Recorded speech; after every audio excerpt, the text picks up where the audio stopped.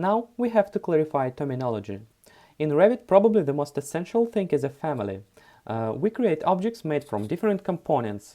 Buildings consist of walls, doors, windows, floors, furniture, mechanical equipment, plumbing, and aids. And when we make documentation, we apply different annotations, dimensions, text, and so on. In Revit, all these objects are called families. This is a comprehensive notion, and it's correct that each component in Revit is a family. Wall is a family, door as well, tag of the door, sheet, quantity, and its. Basically, while modeling, we use library objects. In Revit, there are two basic categories of families, and if you get its logic, it's going to be much easier later.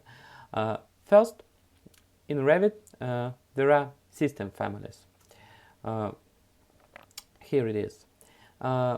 This is what exists just inside the project or a template. There is no opportunity to save it as a file or open in a different editor. Usually they are multi-layer objects which constantly have, for example, variable length as a wall. So in the beginning we can consider that system families are the ones being created on the construction site. As I said, roofs, floors, walls, they are all system families.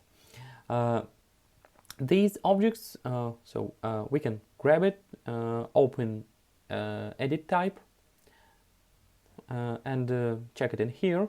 They are multi-layer. We can add several layers, for example, so they can be edited just in Revit windows. I'm not able to open the wall in a separate editor and adjust it just here in the dialog boxes. Now cancel. The second type of families is loadable families. They are independent files and you can open them separately. For example, if we open family editor, well, we can manage them and save as separate objects. For example, go to File, Save as Family. Now cancel.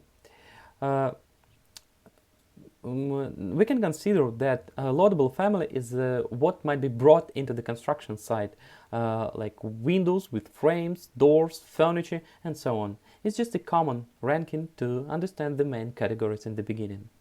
Actually, also we have got the third category of families. This is model in place. On the tab Architecture, Component, here it is, model in place. It's a kind of mixture of system and loadable families when we are modeling inside the project, but it seems like we are in the loadable family. It's used rarely in specific tasks.